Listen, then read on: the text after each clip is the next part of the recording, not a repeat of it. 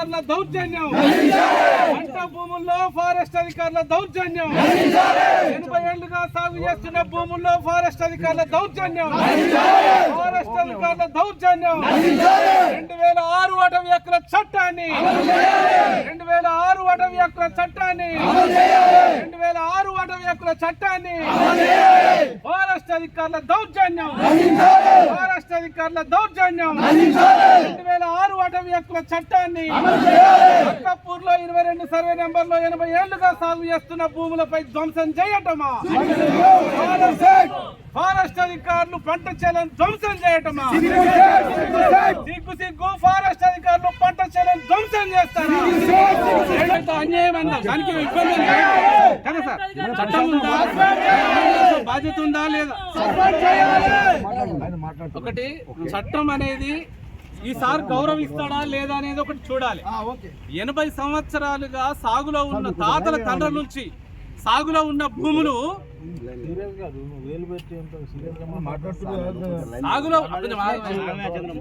80 సంవత్సరాలుగా సాగు చేస్తున్నటువంటి భూముల్లో ఇటీవల రమేష్ అనేటటువంటి ఎఫ్ఆర్ఓ ఇన్ఛార్జి ఎఫ్ఆర్ఓ వచ్చి నుంచి సాగు చేయటం లేదు.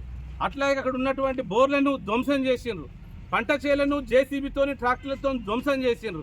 ఇది ఏం అన్యాయం అని అడుగుతున్నా. ఏమైనా ఉంటే నిజంగా ఇప్పటి అయితే ఎంక్వైరీ చేసుకోండి. మీకు శాటిలైట్ ఉంది, ఆ శాటిలైట్ పరికరంతో ఎంక్వైరీ చేసుకోండి. ఆ చట్టం అమల్లోకి వస్తుందా? రాకపోతే ఏమిటి?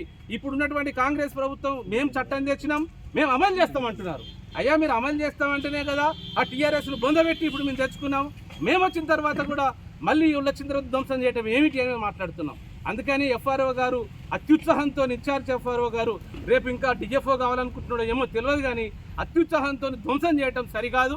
వెంటనే వాళ్ళపైన అక్రమంగా పెట్టినటువంటి కేసులను బేషరతుగా దాన్ని ఎత్తేయాలా. అట్లాగే వీళ్ళకి సంబంధించినటువంటి భూములు అవసరమైతే ఇప్పటికే కాదని ఎంక్వైరీ చేయాలి సిఐ గారి ఆధ్వర్యంలో అని చెప్పి మేము మా అందరి పక్షాన మేము వినతి చేస్తున్నాం, విజ్ఞాపన కూడా చేస్తున్నాం.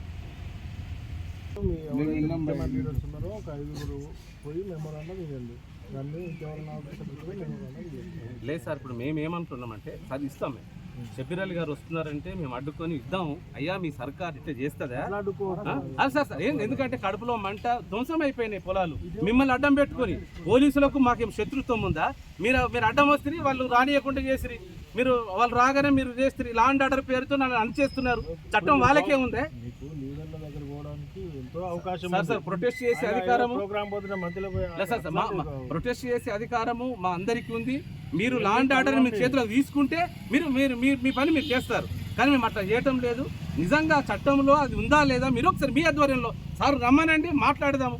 లేదంటే ఎప్పుడు వస్తారో చెప్పండి. మేము అవసరమైతే వీళ్ళే కాదు చుట్టుపక్కల గ్రామాలు అందరం కూర్చున్నా కూడా ఈయన వంట చేసుకొని ఈయన నిర్బంధిస్తాం, ఈయన ఉంటాం. చేస్తే చేయండి, ఏం చేసి ఎట్లా కేసులు చేసిర్రు, జైల్లో పెడుతున్నారు. పోనీ 2 కేసులు పెట్టిర్రు, నిజామాబాద్ ఒకసారి, కామారెడ్డి ఒకసారి. 4-3 గంటలు లేచిపోవాల్సి వస్తుంది, 5 గంటలు దాకా. ఇదేనా భయపట్టియటమేనా? చట్టం అంటే ఇదేనా? ఇంకా అంటే పేదోడు అసలు అడగకూడదా? అడిగినందుకు కేసులు పెడితే స్టేట్ సర్కార్ ఆఫీసర్లు భయపడిపోతున్నారు. ఈ ఫారెస్ట్ దరిద్రులు ఉన్నారా, వాళ్ళతో మేమేం చేయాలని వాళ్ళు అంటున్నారు.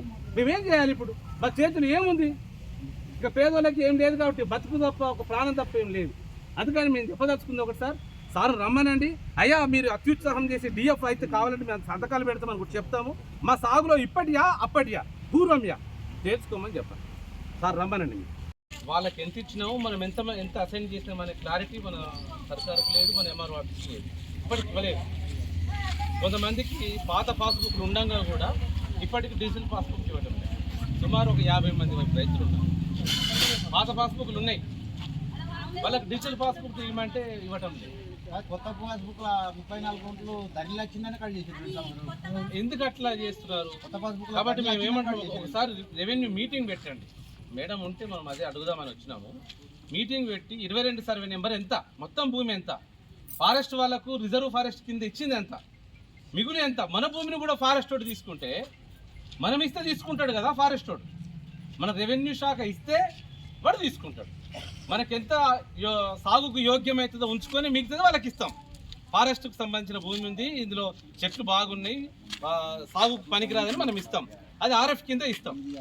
అట్లా ఎంత ఇచ్చినాము, ఎంత చూసి తీసుకున్నాం అనేది కూడా క్లారిటీ ఉండాలా. ఒకసారి రెవెన్యూ మీటింగ్ ఏర్పాటు చేయండి, ఆ ఫారెస్ట్ అధికారులను కూడా పిలిచి మనం అందరం మేము ఇచ్చిన భూమి ఎంత, మీరు ఎంత కబ్జాలు ఉన్నారని కూడా క్లారిటీ రావాలని. ఒక ఆఫీసర్ల దగ్గర పనిచేస్తున్న కార్మికులు సార్ అంటే మన మేడం గారు ఉంటుంది, సెక్రటరీ ఉంటాడు, ఆర్ఏ ఉంటాడు. మనటువంటి అమ్మాయికు పేద కుటుంబాలు వస్తున్నారంటే ఒక మేడం ఉండదు. అమ్మ ఒక ఇల్లుగా కూలిపోయిందమ్మా, మీ దయచేసి మేము పేదలమమ్మా అని చెప్పి అన్నాగానే ఈ పట్టించుకొని మేడం గారు ప్రతి ఒక్కరికి ఇబ్బంది చెప్తున్నాం. మన వీడియో విలేకరులకు వాళ్ళు మాకు చాలా చాలా సహకరిస్తున్నారు చెప్పి నేను వీడియో వాళ్ళకు మాచాడి పోలీస్ స్టేషన్ నుంచి చూద్దా వాళ్ళు చేసినంత సహకారం చూద్దాం మాకు ఎమ్మనో మేడ చేయాలని చెప్పి నేను తెలియజేస్తున్నాను.